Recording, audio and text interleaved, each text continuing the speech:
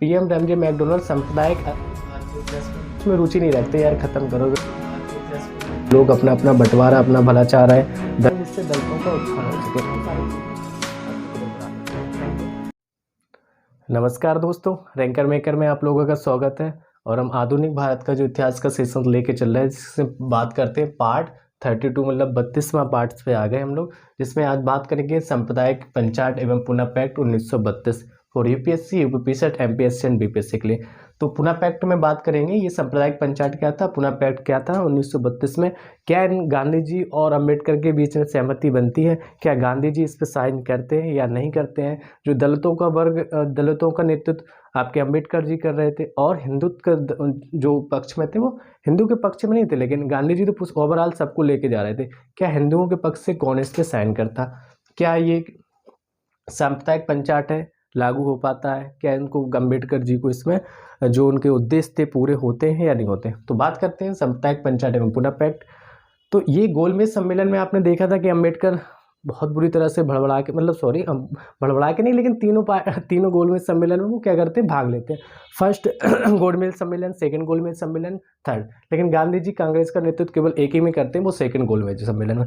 अम्बेडकर जी तीनों में जाते हैं। उनकी बात एक ही थी, केवल दलितों के लिए पृथक निर्वाचन प्रणाली का गठन करना, अलग से उनके लिए निर्वाचन प्रणाली करना, ठीक है, और सीटें बढ़ाना। ये सारी चीज़ थी, अम्बेडकर की रणनीति हमेशा चल रही थी इस पर। तो इसी को लेके अम्बेडकर जी, पता 3 बार जब वो गए थे, उनका कहना किसका, वहाँ के जो पीएम थे उस टाइम पे ब्रिटेन सरकार के, रैमजे मैकडोनाल्ड। तो ये तीनों बार जो कोई बंदा जाएगा वहाँ तक और जिनसे बात करेगा वहाँ के पीएम से, तो कुछ ना कुछ इफेक्ट तो आएगा। गांधी जी हमारे एक ही बार गए थे, तो अम्बेडकर तीन बार गए थे गोलमेज सम्मेलन में, तीनों। यहाँ पे इन्होंने रैमजे मैकडोनाल्ड से बात की और कहा कि दलितों के लिए हमें एक पृथक निर्वाचन प्रणाली की व्यवस्था करनी है। तो यहाँ पे रैमजे मैकडोनाल्ड 16 अगस्त 1932 को पीएम रैमजे मैकडोनाल्ड सांप्रदायिक अधिनिर्णय की घोषणा करते हैं, और सांप्रदायिक पंचायत, जिसको हम कम्युनल अवार्ड कहते हैं, इसकी घोषणा कर देते हैं, जिसमें सीधा सा उद्देश्य था दलितों के लिए अलग आपका दलितों के लिए अलग से निर्वाचन प्रणाली की व्यवस्था करना। अब यहाँ से गांधी जी तो देखो हमारे मानेंगे नहीं। अगर हम बात करें कि मुसलमान और सिख ये पहले से अल्पसंख्यक थे, ठीक है, मुसलमान तो मतलब हिंदुओं से जो अलग हो रहे थे, सिख थे, ये सब पहले से अल्पसंख्यक की कैटेगरी में थे। लेकिन यहाँ पे दलितों को और जोड़ा जा रहा है। अब दलितों को जब हम अलग पृथक निर्वाचन प्रणाली में डाल देंगे, इसका मतलब क्या, हिंदू से दलित हट गए। पहले दलितों को हिंदुओं में ही काउंट किया जा रहा था, लेकिन अब दलित लोग क्या हो रहे हैं, हिंदुओं से हट रहे हैं और इनको अलग निर्वाचक प्रणाली की व्यवस्था की जा रही है, ये मांग करते हैं। गांधी जी बड़े गुस्साए रहते हैं, कहते हैं हम ये मैकडोनाल्ड की ये व्यवस्था को हम लागू नहीं करते, और वो गुस्साए रहते हैं। गांधी जी 20 सितंबर 1932 को इनको पहला आवरण अनशन, जेल में ही थे, आप लोगों को पता ही था कि यरबदा जेल में थे, वहीं पे अपना आवरण अनशन यरबदा जेल से शुरू कर देते हैं। किसके खिलाफ, जो ब्रिटिश सरकार के पीएम थे रैमजी, इनकी जो सांप्रदायिक निर्णय यहाँ था इसके खिलाफ। बंदा कहता है कि हम तो आवरण अनशन से बैठाएंगे, ये तो हमारे देश का बंटवारा है। भाई गांधी जी यूनिटी को चाहते थे। मेरे का कुछ था नहीं, हमेशा वो हरिजन लोगों को, दलित लोगों को, उनका तो उत्थान करने के लिए हमेशा उन्होंने सारी चीज़ें फॉलो की है। तो यहाँ पे वो अनशन पे चले जाते हैं। जब अनशन पे जाते हैं तो यहाँ पे अंबेडकर को लगता है, लो अब जब जिसके साथ पूरा देश खड़ा है गांधी जी के साथ, वो ही हमारे इसके खिलाफ हो जाएंगे, तो ये तो हमारा जो सांप्रदायिक निर्वाचन प्रणाली की हम व्यवस्था कर रहे हैं तो लागू हो ही नहीं पाएगी, हमें तो ऐसे देश वाले देंगे नहीं। तो कुछ अंबेडकर जी के पक्ष के जो अनुयायी थे, कुछ गांधी जी के पक्ष के, दोनों लोग अंबेडकर के साइड के, उनके साइड दोनों लोग जाते हैं कहाँ, गांधी जी से मिलने। कहाँ पे मिलने, यरबदा जेल में, जहाँ वो जेल में बैठे रहते हैं। और 24 सितंबर 1932 को अंबेडकर प्लस गांधी जी के बीच में एक समझौता होता है, जिसे हम पुनः समझौता कहते हैं या पुनः पैक्ट कहते हैं, ठीक है।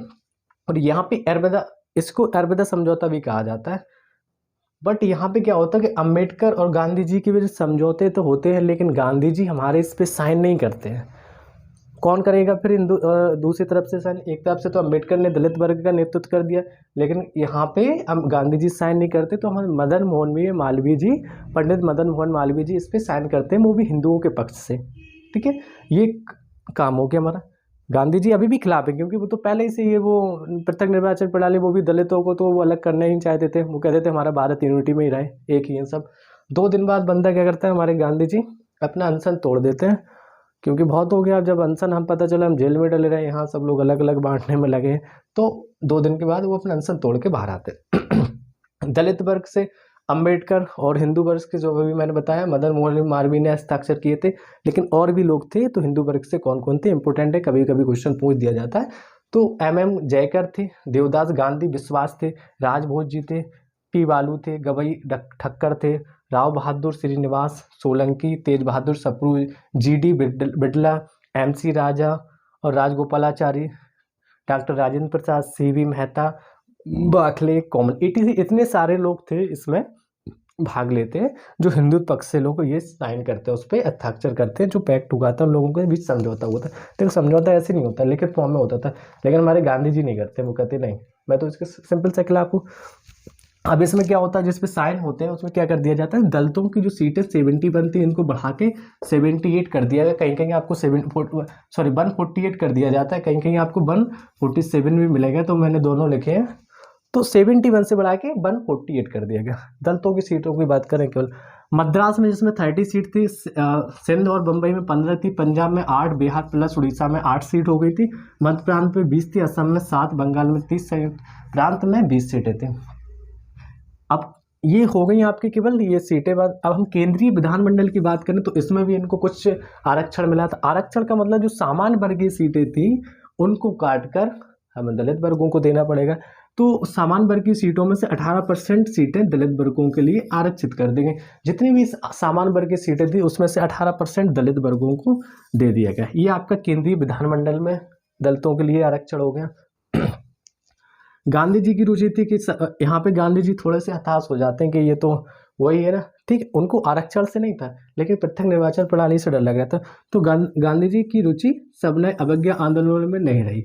अब वो सबने अवज्ञा आंदोलन जो पहले चल रहा था जिस वजह से जेल गए वो सब खत्म कर देते, कहते खत्म करो ये कुछ नहीं है अब। और वो क्या करते हैं, एक काम करते हैं, उनका अब एक टारगेट हो गया कि दलित लोगों को अस्पृश्यता को दूर करना, लोग जो छुआछूत मान रहे हैं उसको दूर करना, दलितों के सहभागी बनना, मतलब उनके साथ लगे रहना। तो वो एक संस्था का वो गठन करते हैं जिसका नाम था अखिल भारतीय अस्पृश्यता विरोधी लीग। जो अस्पृश्यता के खिलाफ रहेगा, अनटचेबिलिटी के खिलाफ रहेगा, उसके विरोधी एक लीग बनाई है, एक संगठन समूह बनाया है कि जो भी अस्पृश्यता के खिलाफ रहेगा, जो छुआछूत मानेगा, हम उनके खिलाफ में खड़े होंगे। All India anti untouchability leagues की स्थापना करते हैं, मतलब जो छुआछूत को मानते हैं उनके खिलाफ एक इन्होंने संस्था बना ली कि अगर जो इसको मानेगा तो उसके खिलाफ कोई ना कोई दंडनात्मक कार्रवाई करेंगे वो। इसी का नाम बाद में परिवर्तित करके हरिजन सेवक संघ कर दिया जाता है। तो हरिजन सेवक से एक संघ बना दिया उन्होंने, कहा हम हरिजनों की सेवा कर रहे हैं, एक संघ बना दिया, सब लोग हरिजनों की सेवा करेंगे। अब देखिए फोकस इनका केवल हरिजनों पर रहेगा, उन्हीं का उत्थान करना है। इसके अध्यक्ष घनश्याम दास बिड़ला को बनाया जाता है। दलित वर्गों का संघ जैसे डिप्रेस्ड क्लास लीग्स की स्थापना जगजीवन राम जी करते हैं, मतलब अलग अलग ऐसी संस्था। जगजीवन राम तो पता थे गांधी जी के बहुत क्लोज थे, तो वो भी ऐसी ही संस्था बना रहा है जिससे दलितों का उत्थान हो सके। All India schedule caste federation की स्थापना डॉक्टर BR अम्बेडकर 1942 में करते हैं। कुछ संस्थाएं हैं दलितों से लेके, इसलिए हमने सारे साथ में लिख दी।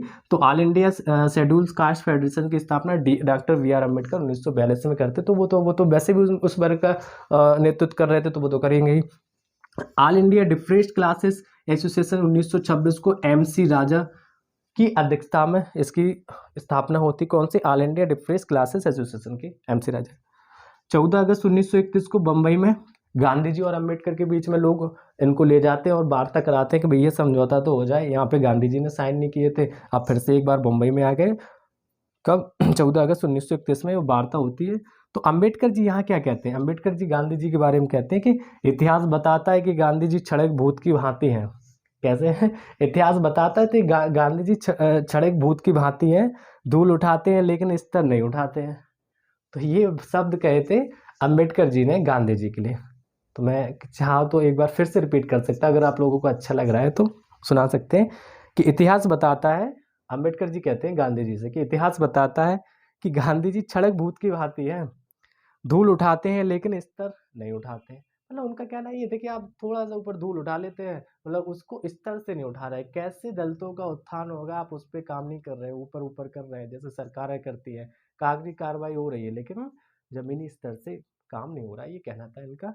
तो आई होप आप लोगों को सारी चीज़ें पसंद आ रही होंगी और मैं इन शॉर्ट में सारी चीज़ें 10 से 12 मिनट के वीडियो में, 15 मिनट के वीडियो में इन शॉर्ट पूरा टॉपिक कवर कराते हैं। तो आप कभी भी किसी भी एग्ज़ाम्स के लिए इसको देख के जा रहे हैं तो 100% है आपको कि इससे अगर क्वेश्चन आते हैं तो इससे पूरा ओवरव्यू, स्टोरी को मैं ओरल कर रहा हूँ, फैक्ट लिखता हूँ, सारी चीज़ें आपको कवर कराने के लिए। Thank you.